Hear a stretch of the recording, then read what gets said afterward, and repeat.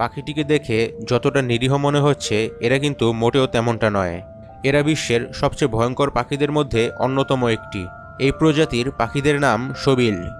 এর আকৃতির কারণেই এর এই নাম দেওয়া হয়েছে। এর ঠোঁট দিয়ে এরা ছোট ছোট কুমিরকেও খেয়ে ফেলতে পারে। প্রাপ্তবয়স্করা মূলত ধূসর ও বাদামি রঙের হয়ে থাকে। বিশ্বের সব জায়গায় এদের পাওয়া যায় না। প্রাচীন মিশরীয় এবং আরব দেশে 19 শতাব্দী পর্যন্ত এই পাখির বিচরণ ছিল। তবে এরপর ইউরোপে এই পাখি নিয়ে আসা হয়। ইউরোপ ছাড়াও এটি জাম্বিয়া, পূর্ব কঙ্গো, উগান্ডা, পশ্চিম তানজানিয়া, কেনিয়া, মধ্য আফ্রিকান প্রজাতন্ত্রের উত্তর ক্যামেরুনের গভীর জঙ্গলে এদের পাওয়া যায়। এদের বেশিরভাগ সময়ই জলাশয়ের কাছাকাছি দেখতে পাওয়া যায়। এই পাখিগুলোর উচ্চতা 110 থেকে 140 সেন্টিমিটার বা 43 থেকে 55 ইঞ্চি পর্যন্ত হয়ে থাকে।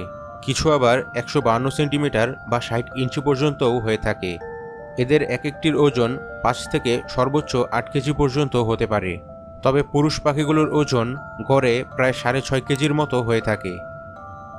প্রাপ্তবয়স্ক এই পাখিগুলো দেখতে নীল ধূসর আবার ধূসর বাদামি রঙেরও হয়ে থাকে।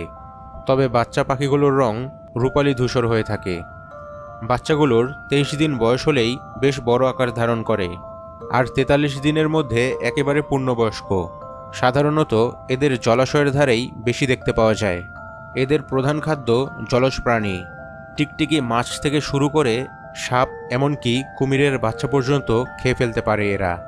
বেশিরভাগ সময় এরা কাদা পানির মধ্যে ঘাপটি মেরে বসে থাকে। হঠাৎ দেখলে মনে হবে হয়তো কোনো পাখির মূর্তি। বেশ ধৈর্যশালী পাখিও বলা হয় এদের। বেশ হিংস্র প্রকৃতির স্বভাব এদের। ঠোঁটের মতোই এদের পায়ের নখ এবং পাতা উভয়ই বেশ ধারালো হয়ে থাকে। বন্ধুরা, ভিডিওটি ভালো লেগে থাকলে চ্যানেলটিকে সাবস্ক্রাইব করে পাশের নোটিফিকেশন বেল আইকনটিতে অবশ্যই প্রেস করবেন।